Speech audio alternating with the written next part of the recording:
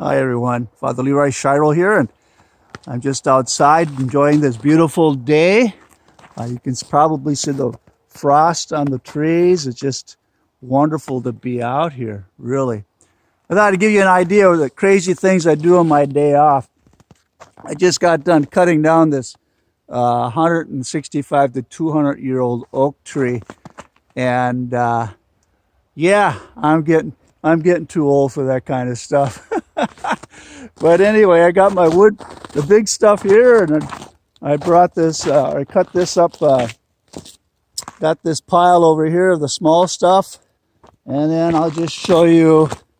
Yeah, I'm picking up all the little pieces and going to throw that in a burn pile someplace as well.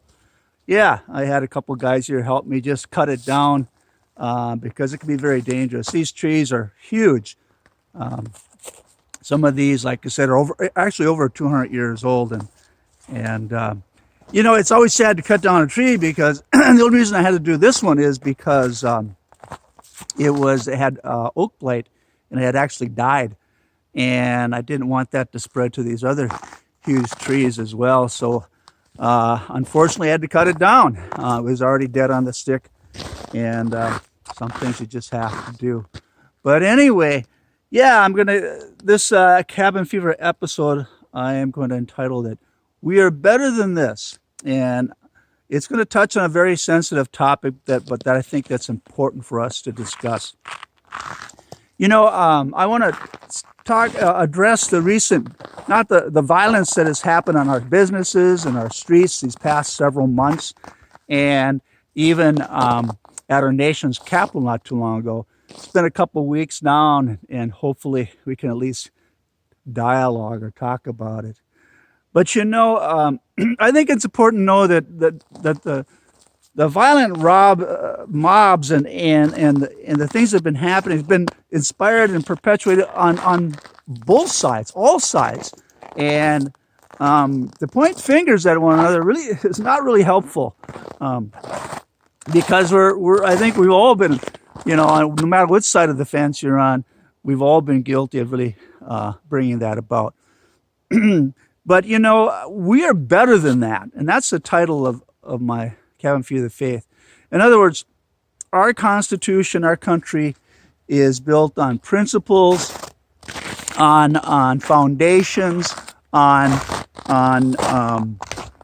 a dream. And that all people have a voice, right? All legitimate people have a voice. But once violence enters in, the dialogue has stopped, and it's really counterproductive and does more damage than good. And so no matter what side of the fence you're on, or the aisle, or however you want to put it, there needs to be room to speak and to listen. And that's true for all of us. I think it's in Proverbs chapter 29, verse 11 says, "The fool gives vent to his rage, while the wise person calms it with patience and abiding his time." And that's something we need to do. We need to be examples of peace and goodness and hearing each other out. And there's room for disagreement, but there's also room for dialogue too. And we need to keep that in mind. I think it's Proverbs chapter 15, verse 29 says, "God is far from the wicked, but he always hears the prayers of the just." All right, those who are close to the Lord, and that's what we want to be, right? We want to be people of peace and also people who are here to, help resolve our issues, our problems, whatever they may be. I'll give you a little insight about how the devil works, okay?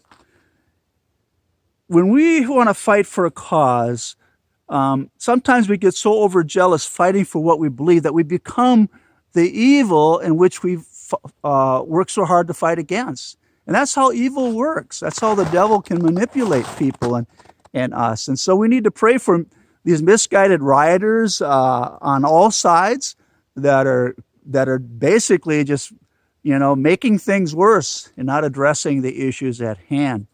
And So yeah, pray for them, and let's continue to support each other as well, and be the voice of reason and peace. As I said, our country is founded on the faith in God first. From there, the principles and the ideals and the dreams that everyone has a voice, a legitimate voice, without violence. Once violence enters in, yeah, those voices can't be heard. So let's do our best. I want to show you something about a tree. You know, this, like I said, this tree is almost 200 years old, 165 years old. And if you look at it very closely, you'll see that there's rings, growth rings on this tree.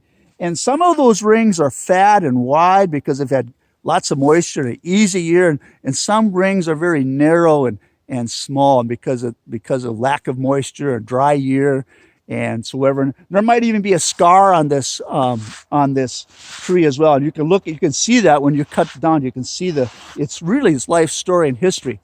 But if this tree had nothing but lean years, it would grow up to be very brittle, and it would snap at the smallest wind.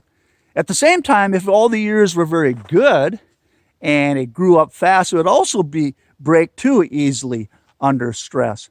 But it's the combination of the good years and the lean years that makes this tree strong. That's why it lived almost 200 years. It was able to bend with the wind, right? And yet still stand straight and strong and tall. And that really should be us too. There are going to be good years in our lives, whether even in our marriages or our relationships or our jobs or work. But even in our country, there are going to be good years. There are going to be lean years. But it's the good and the lean that make us what we are, right? A people of God, a people of a great nation that